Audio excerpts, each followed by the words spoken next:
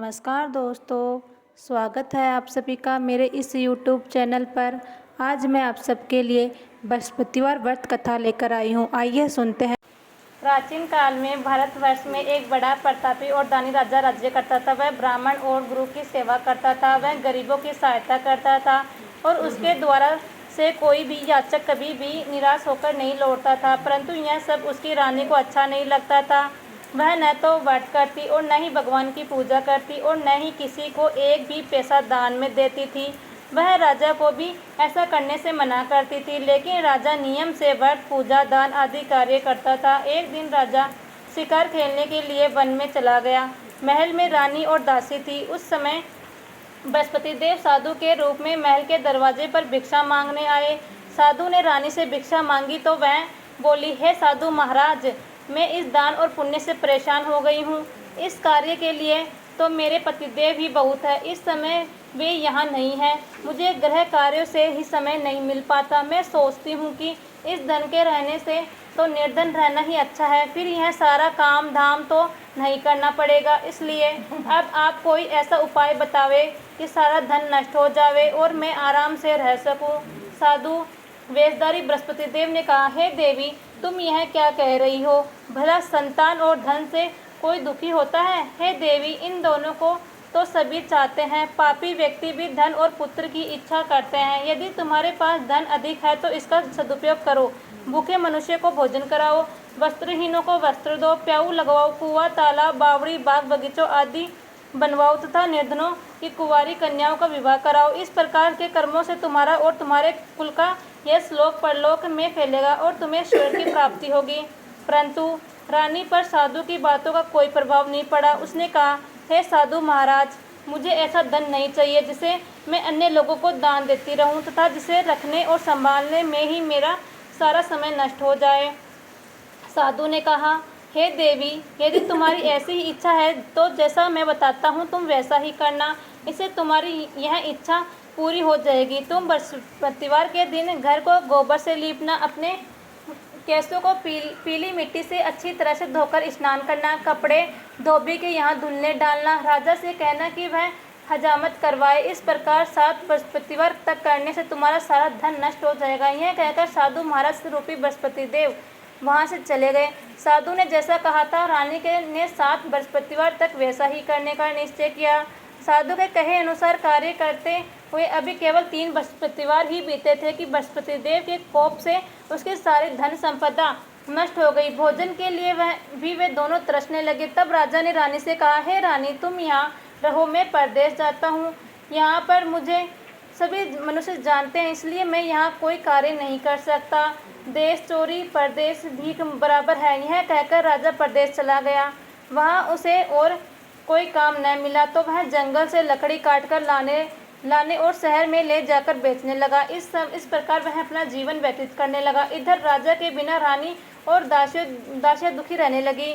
उन्हें किसी दिन भोजन मिलता और किसी दिन वे केवल जल पीकर ही रह जाती। एक बार रानी और दासियों को 7 दिन तक भोजन नहीं मिला तो रानी ने अपनी दासी से कहा, यहाँ पास ही के नगर में मेरी बहन रहती है, वह बहुत ही धनवान है। तू उसके पास जा और उसके 5 शेर बेजर मांग ला, जिससे कुछ दिन के लिए गुजारा हो जाए। दासी रानी की बहन के यहाँ गई। उस दिन बृहस्पतिवार था। रानी की बहन उस समय बृहस्पति देव की पूजा कर रही थी। दासी ने रानी की बहन से कहा, हे रानी, मुझे आपकी बहन ने भेजा है, मुझे 5 शेर बेजर दे दो। दासी ने कई बार कहा, परंतु रानी की बहन ने कोई उत्तर नहीं दिया, क्योंकि वह उस समय बृहस्पतिवार की व्रत कथा सुन रही थी। जब रानी की बहन ने दासी को कोई उत्तर नहीं दिया तो वह बहुत दुखी होकर लौट आ गई। लौटकर उसने रानी से कहा, हे रानी, आपकी बहन बहुत ही घमंडी स्त्री है, वह छोटे लोगों से बात नहीं करती। मैंने उससे कहा तो उसने कोई उत्तर नहीं दिया। मैं वापस चली आई। रानी बोली, इससे कोई उसका दोष नहीं है। बुरे दिनों में कोई सहारा नहीं देता, अच्छे बुरे का पता विपत्ति के समय ही चलता है। यह सब हमारे भाग्य का दोष है। इधर जब रानी की बहन कथा सुनकर उठी तो उसने सोचा कि मेरी बहन की दासी आई थी, परंतु व्रत कथा सुनने के कारण मैं उससे नहीं बोली, इससे वह बहुत दुखी हुई होगी। वह अपनी बहन के घर गई और बोली, हे बहन, जब तुम्हारी दासी गई थी तब मैं बृहस्पतिवार के व्रत की कथा सुन रही थी। जब तक कथा होती है तब तक न तो वहाँ से उठते हैं और न ही बोलते हैं, इसलिए मैं नहीं बोली। अब तुम बताओ कि तुमने दासी क्यों भेजी थी। रानी बोली, बहन, मेरे घर अनाज नहीं था, इसलिए मैंने दासी को तुम्हारे पास 5 सेर बेजर लेने के लिए भेजा था। रानी की बहन ने कहा, बहन, बृहस्पति देव सबकी मनोकामना पूर्ण करते हैं, फिर जाकर देखो, शायद तुम्हारे घर में अनाज रखा हो। यह सुनकर दासी ने घर के अंदर जाकर देखा तो वहाँ उसे एक घड़ा बेजर से भरा हुआ मिल गया। उसे बहुत हैरानी हुई, क्योंकि वह पहले भी एक एक बर्तन दे चुकी थी। उसने बाहर आकर रानी को इस बारे में बताया। दासी ने अपनी रानी से कहा, हे रानी, देखो, वैसे भी अन्न के अभाव में तो हम रोज ही व्रत करते हैं। इनसे व्रत की विधि और कथा पूछकर हम भी उस व्रत को किया करेंगे। दासी के ऐसा कहने पर रानी ने अपनी बहन से बृहस्पतिवार के व्रत के बारे में पूछा। उसकी बहन ने बताया, बृहस्पतिवार के व्रत में बृहस्पतिवार के दिन चने की दाल और मुनक्का से विष्णु भगवान का केले की जड़ में पूजन करना और दीपक जलाना चाहिए, पीला भोजन करना चाहिए तथा कथा सुननी चाहिए। इस प्रकार करने से बृहस्पति देव प्रसन्न होकर अन्न, पुत्र और धन देते हैं तथा सारी मनोकामनाएं पूर्ण करते हैं। व्रत और पूजन की विधि बताकर रानी की बहन अपने घर लौट गई। रानी और दासी दोनों ने निश्चय किया कि वे बृहस्पति देव का पूजन जरूर करेगी। 7 दिन बाद बृहस्पतिवार के दिन उन्होंने व्रत रखा। वे गुड़साल में जाकर चना और गुड़ बीन लाई तथा उससे केले की जड़ तथा विष्णु भगवान की पूजा की। अब पीला भोजन कहाँ से आए, यह सोचकर दोनों बड़ी दुखी हुई, पर उन्हें व्रत करने के कारण बृहस्पति देव प्रसन्न थे।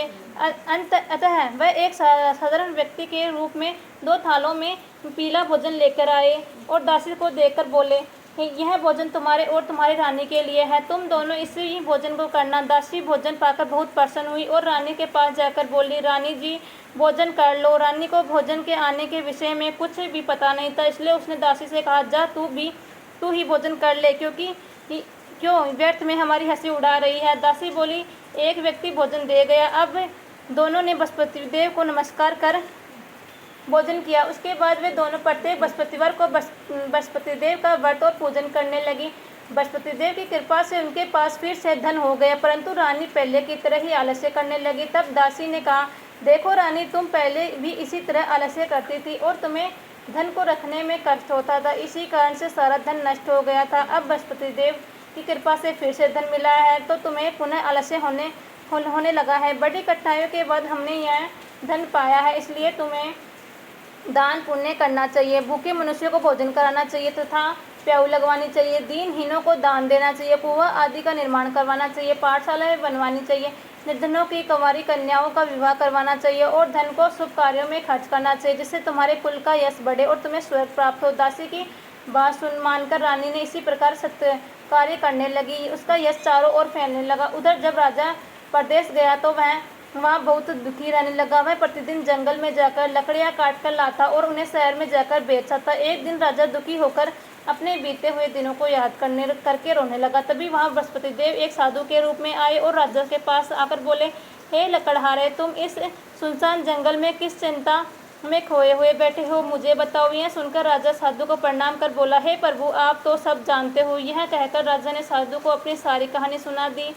महात्मा जी ने कहा, हे राजा, तुम्हारी पत्नी ने बृहस्पति देव को अनादर किया था, जिसकी वजह से तुम्हारी यह दशा हुई है। अब तुम किसी प्रकार से चिंता न करो, भगवान तुम्हें पहले से भी अधिक धन देंगे। अब तुम बृहस्पतिवार के व्रत किया करो और चने की दाल व गुड़ से केले की जड़ में पूजन करो। पूजन करने के बाद बृहस्पतिवार की कथा कहो या सुनो। बृहस्पति भगवान तुम्हारी सारी मनोकामनाओं को पूर्ण करेंगे। साधु की बात को यह सुनकर राजा बोले, हे प्रभु, लकड़ी बेचने पर मुझे इतना भी पैसा नहीं मिलता जिससे मैं भोजन करके ये उपरांत कुछ बचा सकूं। फिर बृहस्पति देव की क्या कथा कहूँ, यह भी मुझे मालूम नहीं है। साधु ने कहा, हे राजा, तुम किसी तरह की चिंता मत करो। बृहस्पतिवार के दिन तुम रोज की तरह ही लकड़ियाँ लेकर शहर जाओ। तुम्हें रोज से दुगना धन मिलेगा, जिससे तुम अच्छी तरह से भोजन कर सकोगे तथा उससे बृहस्पति देव की पूजा का सामान भी आ जाएगा। बृहस्पति देव की कथा इस प्रकार है। प्राचीन काल में एक बहुत ही गरीब ब्राह्मण रहता था। उसके कोई संतान नहीं थी। वह नित्य पूजा पाठ करता, लेकिन उसकी स्त्री बहुत मलिन स्वभाव की थी। वह न तो स्नान करती और न ही किसी देवी देवता का पूजन करती थी। वह सुबह उठते ही सबसे पहले भोजन करती, बाद में कोई अन्य कार्य करती। इससे वह ब्राह्मण बहुत दुखी रहता था।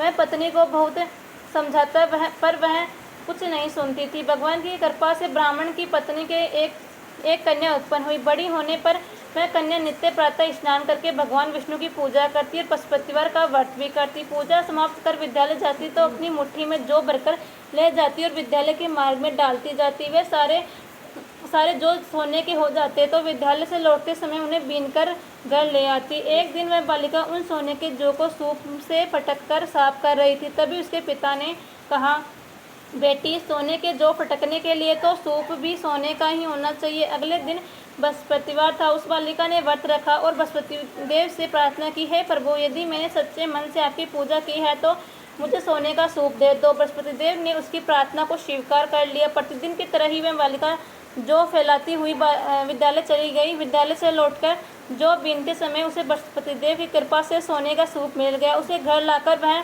उससे जौ साफ करने लगी। एक दिन वह कन्या सोने के सूप में उन सोने के जौ को साफ कर रही थी। उसी समय उस नगर का राजकुमार वहां से गुजरा। उस कन्या के रूप, शील और गुणों को देखकर वह उस पर मोहित हो गया। राजमहल लौटकर उसने भोजन और जल त्याग दिया और वह उदास होकर लेट गया। राजा को जब राजकुमार के अन्न जल त्यागने के बारे में पता चला तो वह अपने प्रधानमंत्री के साथ राजकुमार के पास गया और बोला, हे पुत्र, तुम्हें क्या कष्ट है? किसी ने तुम्हारा अपमान किया है या कोई कारण है तो मुझे बताओ, मैं वही करूँगा जिससे तुम प्रसन्न हो। अपने पिता की बातें सुनकर राजकुमार ने कहा, आपकी कृपा से मुझे किसी प्रकार का दुख नहीं है और न ही किसी ने मेरा अपमान किया है, लेकिन मैं उस लड़की के साथ विवाह करना चाहता हूँ जो सोने के सूप में सोने के जो साफ कर रही थी। यह सुनकर राजा को आश्चर्य हुआ और मैं बोला, हे पुत्र, तुम ही इस तरह की कन्या का पता बताओ, मैं तुम्हारा विवाह उसी के साथ अवश्य ही कर दूंगा। राजकुमार ने राजा को उस कन्या के घर का पता बता दिया। प्रधानमंत्री उस लड़की के घर गया और राजकुमार की इच्छा के बारे में ब्राह्मण को बताया। कुछ ही दिन के बाद ब्राह्मण ने अपनी कन्या का विवाह राजकुमार के साथ कर दिया। कन्या के घर से जाते ही वह ब्राह्मण पहले से की ही तरह गरीब हो गया। अब भोजन के लिए अन्न भी बड़ी कठिनाई से मिल पाता। एक दिन दुखी होकर ब्राह्मण अपनी पुत्री से मिलने गया और उससे सारा हाल बताया। कन्या ने अपने पिता को बहुत सारा धन देकर विदा कर दिया। इस प्रकार ब्राह्मण का कुछ समय सुखपूर्वक बीता, लेकिन कुछ दिनों बाद फिर वह हाल हो गया। ब्राह्मण फिर अपनी कन्या के पास गया और सारा हाल बताया तो उसने कहा, हे पिताजी, आप माताजी को यहाँ लिवा लाइए और मैं विधि बता दूंगा जिससे हमेशा के लिए आपकी गरीबी दूर हो जाएगी। ब्राह्मण घर गया और अपनी पत्नी को साथ लेकर अपनी पुत्री के पास पहुंचा तो पुत्री ने अपनी माँ को समझाते हुए कहा, हे माँ, तुम प्रातःकाल उठकर सबसे पहले स्नान आदि करके विष्णु भगवान की पूजा किया करो तो तुम्हारे घर की सारी दरिद्रता दूर हो जाएगी। लेकिन उसकी माँ ने उसकी बात नहीं मानी। एक दिन उसकी पुत्री को बड़ा गुस्सा आया और उसने रात में एक खाली कोठरी में अपनी माँ को बंद कर दिया। प्रातःकाल उसे निकालकर और स्नान आदि कराकर पूजा पाठ करवाया तो उस ब्राह्मण की बुद्धि ठीक हो गई। अब वह नियम से पूजा पाठ करती और प्रत्येक बृहस्पतिवार को व्रत रखती। इस प्रकार के प्रभाव से ब्राह्मण और ब्राह्मणी भी बहुत धनवान और सुखी हो गए तथा बृहस्पति देवता के प्रभाव से इस लोक का सुख भोगकर वे दोनों स्वर्ग हो गए। इस तरह कथा कहकर साधु देवता वहां से अंतर्ध्यान हो गए। बृहस्पतिवार के दिन राजा जंगल से लकड़ी काटकर उन्हें शहर में बेचने गया। उस दिन उसे बाकी दिनों से अधिक धन मिला। राजा ने चना, गुड़ आदि लाकर बृहस्पति देव का व्रत किया। उस दिन से उसके सारे क्लेश दूर हो गए। अगले बृहस्पतिवार को वह व्रत करना भूल गया। इस वजह से बृहस्पति देव उससे नाराज हो गए। उस दिन उस नगर के राजा ने एक विशाल यज्ञ का आयोजन किया और उनसे अपने पूरे राज्य में घोषणा करवा दी कि कोई भी व्यक्ति अपने घर में भोजन न बनाए और न ही आग जलाए। सभी लोग मेरे यहाँ आकर भोजन करें। जो इस आज्ञा का पालन नहीं करेगा उसे फांसी की सजा दी जाएगी। राजा के आदेश के अनुसार राज्य के सभी निवासी राजा के भोज में सम्मिलित हुए, पर लकड़हारा थोड़ी देर से पहुंचा, इसलिए राजा उसे अपने साथ महल ले गए। जब राजा लकड़हारे को भोजन करा रहा था तो रानी की दृष्टि उसी खूंटी पर गई जिस पर उसका हार लटका हुआ था। वहां उसे हार दिखाई नहीं दिया। रानी ने सोचा कि अवश्य ही मेरा हार इस लकड़हारे ने चुरा लिया है। उसने उसी समय सैनिक बुलवाकर उस लकड़हारे को बंदीगृह में डलवा दिया। तब लकड़हारा बंदीगृह में गया तो दुखी होकर सोचने लगा कि न जाने किस जन्म में मैंने पाप किया था जो मुझे यह दुख मिल रहा है। उसी समय बृहस्पति देव साधु के रूप में प्रकट हुए और उसकी दशा को देखकर बोले, हे राजा, तूने बृहस्पति देव का व्रत नहीं किया इसलिए तुझे दुख मिला है। अब तू चिंता मत कर। अगले बृहस्पतिवार के दिन तुझे इस बंदीगृह के दरवाजे पर 4 पैसे पड़े मिलेंगे। उनसे तू बृहस्पति देव का व्रत और पूजन करना तो तेरे सारे कष्ट दूर हो जाएंगे। अगले बृहस्पतिवार के दिन उसी बंदीगृह के द्वार पर 4 पैसे पड़े मिले। राजा ने पूछा, पूजा का सामान मंगवाया और कथा कहकर प्रसाद बांटा। उसी रात बृहस्पति देव ने उस नगर के राजा को स्वप्न में कहा, हे राजा, तूने जिस व्यक्ति को बंदी गृह में बंद कर रखा है वह निर्दोष है। वह एक अन्य नगर का राजा, जिसे छोड़ दो। रानी का हार उसी खूंटी पर लटका हुआ है। अगर तू उसे नहीं छोड़ेगा तो मैं तेरे राज्य को नष्ट कर दूंगा। प्रातःकाल उठकर राजा ने खूंटी पर हार को टंगा हुआ देखा तो उसने लकड़हारे को बुलाकर क्षमा मांगी और राजा के योग्य सुंदर वस्त्र आभूषण देकर उसे विदा किया। इधर एक दिन रानी और दासी सोचने लगी, न जाने राजा किस हाल में होंगे, उनका कुछ पता नहीं है। उन्होंने बृहस्पति देव से प्रार्थना की। तब बृहस्पति देव ने रात में राजा को स्वप्न में दर्शन देकर कहा, हे राजा, उठ, तेरी रानी तुझे याद कर रही है। अब तू अपने देश को लौट जा। राजा प्रातःकाल उठकर बृहस्पति देव की आज्ञा को मानकर अपने नगर को चलने लगे। राजा जब नगर के पास पहुंचा तो उसे बहुत आश्चर्य हुआ। नगर में पहले से भी अधिक बाग, तालाब, कुएं और धर्मशालाएं आदि बने हुए थे। राजा ने पूछा कि बाग और धर्मशालाएं किसके हैं। तब नगर के सभी लोग कहने लगे कि यह सब रानी और दासी ने बनवाए हैं। यह सुनकर राजा को आश्चर्य हुआ। जब रानी ने यह सुना कि राजा आ रहे हैं तो वह अपनी दासी से बोली, देख राजा हमें बहुत बुरी दशा में छोड़ गए थे, वह हमारी ऐसी दशा देखकर लौट न जाएं, इसलिए तू दरवाजे पर जाकर खड़ी हो जा। रानी के आदेश पर दासी दरवाजे पर खड़ी हो गई। जब राजा आए तो उन्हें अपने साथ महल में लिवा लाई। तब राजा ने रानी से पूछा, बताओ यह धन तुम्हें कैसे मिला है। तब रानी ने उसे बताया कि हमें यह सारा धन बृहस्पति देव के व्रत करने के कारण प्राप्त हुआ है। अब राजा ने निश्चय किया कि 7 दिन बाद तो सभी बृहस्पति देव की पूजा करते हैं, पर मैं तो रोज दिन में 3 बार कथा कहा करूँगा तथा रोज व्रत करूँगा। अब हर समय राजा के दुपट्टे में चने की दाल बंधी रहती और वह दिन में 3 बार कथा कहता। एक दिन राजा ने सोचा कि अपनी बहन के यहाँ हो आऊँ। यह सोचकर राजा घोड़े पर सवार होकर अपनी बहन के यहाँ चल दिया। मार्ग में उसे कुछ आदमी एक मुर्दे को लेकर जाते हुए दिखाई दिए। राजा ने उन्हें रोककर कहा, अरे भाइयों, मुझसे बृहस्पति भगवान की कथा सुन लो। वे बोले, लो हमारा तो आदमी मर गया, इसे अपनी कथा की पड़ी है। लेकिन कुछ व्यक्तियों ने कहा, अच्छा कहो, हम तुम्हारी कथा को सुनेंगे। राजा ने चने की दाल निकाली और कथा कहनी शुरू कर दी। कथा के आदि होते ही मुर्दा हिलने लगा और जैसे ही कथा समाप्त हुई वैसे ही राम राम कहते हुए मुर्दा उठकर खड़ा हो गया। राजा वहां से आगे बढ़ा। चलते चलते शाम हो गई। आगे मार्ग में उसे एक किसान खेत में हल चलाता हुआ दिखा। राजा ने उसे कहा, अरे भैया, तुम मुझसे बृहस्पति भगवान की कथा सुन लो। किसान बोला, जितनी देर में तेरी कथा सुनूंगा उतनी देर में 4 हरये खेत जोत लूंगा। जा अपनी कथा किसी और को सुनाना। राजा आगे चलने लगा। राजा के वहां से जाते ही किसान के बैल पछाड़ खाकर गिर गए और किसान के पेट में बहुत तेज दर्द होने लगा। उसी समय किसान की माँ रोटी लेकर खेत पर आई।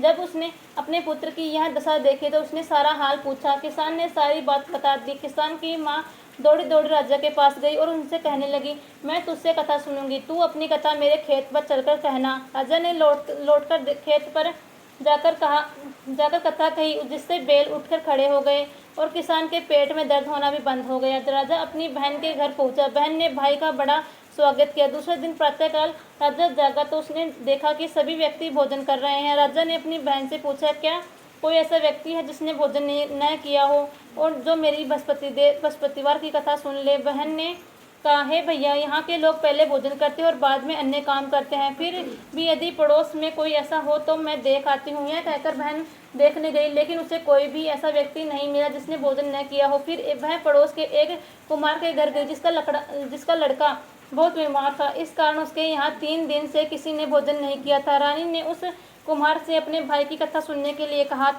तो वह तैयार हो गया।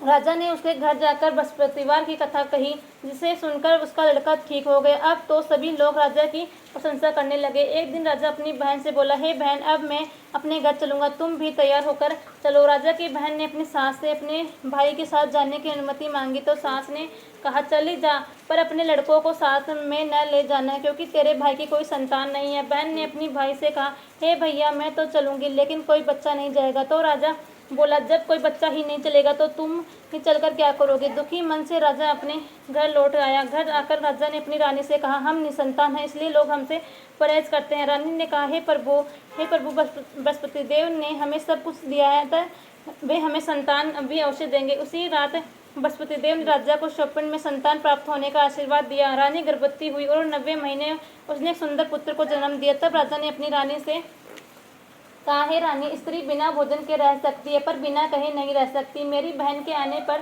तुम मुझसे कुछ मत कहना। रानी ने हाँ कर दी। राजा की बहन यह शुभ समाचार सुनकर बधाई लेकर अपने भाई के घर में आई। तब रानी ने कहा, घोड़ा चढ़कर नहीं आई, गधा चढ़ी आई। राजा की बहन बोली, भाभी मैं इस प्रकार न रहती तो तुम्हें संतान कैसे मिलती। इस प्रकार जिसके मन में जो कामनाएं हैं सभी को बृहस्पति देव को पूर्ण करते हैं। जो व्यक्ति नियम से सद्भावना पूर्वक बृहस्पतिवार का व्रत करता है और कथा पढ़ता है या सुनाता है, बृहस्पति देव उसकी सारी मनोकामनाएं पूरी करते हैं और सदा उसकी रक्षा करते हैं। ओम जय बृहस्पति देवा, स्वामी जय बृहस्पति देवा। छिन छिन भोग लगाऊं, पन पन भोग लगाऊं, कदली फल मेवा। ओम जय बृहस्पति देवा, तुम पूर्ण परमात्मा, तुम अंतर्यामी। ओ स्वामी तुम अंतर्यामी। जगत पिता जगदीश्वर, जगत पिता जगदीश्वर, तुम सबके स्वामी। ओम जय बृहस्पति देवा, चरणामृत निज निर्मल, तुम पातक हरता। ओ स्वामी तुम पातक हरता। सकल मनोरथ दायक, सकल मनोरथ दायक, कृपा करो बरता। ओम जय बृहस्पति देवा, तन मन धन अर्पण कर, जो धन शरण पड़े। ओ स्वामी जो धन शरण पड़े, प्रभु प्रकट तब हो कर, प्रभु प्रकट हो कर, आकर द्वार खड़े। ओम जय बृहस्पति देवा, दीन दयाल दयानिधि, भक्तन हितकारी। ओ स्वामी भक्तन हितकारी। पाप दोष सब हरता, पाप दोष सब हरता, वंदन हारी। ओम जय बृहस्पति देवा, सकल मनोरथ दायक, सब संशय तारी। ओ स्वामी सब संशय तारी। विषय विकार मिटाओ, विषय विकार मिटाओ, संतन सुखकारी। ओम जय बृहस्पति देवा, जो कोई आरती तेरी प्रेम सहित गावे। ओ स्वामी प्रेम सहित गावे, जेठानंद वंदन सो निश्चय फल पावे। ओम जय बृहस्पति देवा, जय बृहस्पति देवा। ओम जय बृहस्पति देवा, छिन छिन भोग लगाऊं, कदली फल मेवा। ओम जय बृहस्पति देवा। बोलो भगवान विष्णु की जय, बोलो बृहस्पति देव की जय।